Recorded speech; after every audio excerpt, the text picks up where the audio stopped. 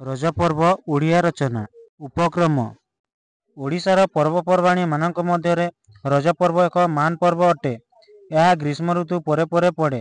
ପ୍ରବଳ ଗରମରେ ଧରଣୀ ଅସହାୟ ହୋଇ ଉଠୁଥିବା ବେଳେ ରଜ ପର୍ବର ପଦାର୍ପଣ ଆମକୁ ବିମୋହିତ କରେ।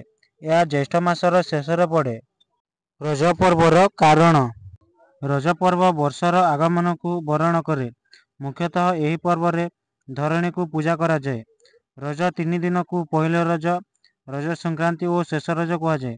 ଏହି 3 ଦିନ ଚାଷ କାର୍ଯ୍ୟ କରାଯାଏ ନାହିଁ, ମାଟି ଖୋଳାଯାଏ ନାହିଁ, ସମସ୍ତେ ଆନନ୍ଦରେ ବିଭୋର ହୋଇଥାନ୍ତି। ରଜ ପର୍ବ କିପରି ପାଳିତ ହୁଏ?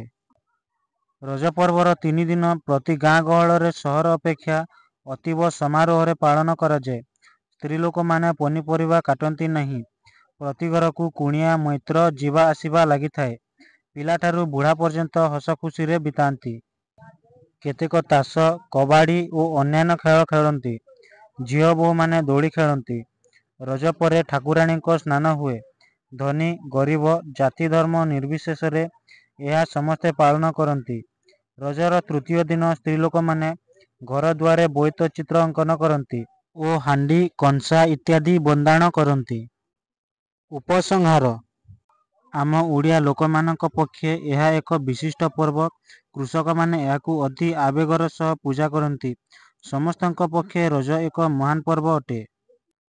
ପିଲାମାନେ ଭିଡ଼ିଓଟିକୁ ଗୋଟେ ଲାଇକ୍ କରିଦେବ ଏବଂ ଆମ ଚ୍ୟାନେଲରେ ନୂଆ ଥିଲେ ଆମ ଚ୍ୟାନେଲକୁ ସବସ୍କ୍ରାଇବ୍ କରିନେବ।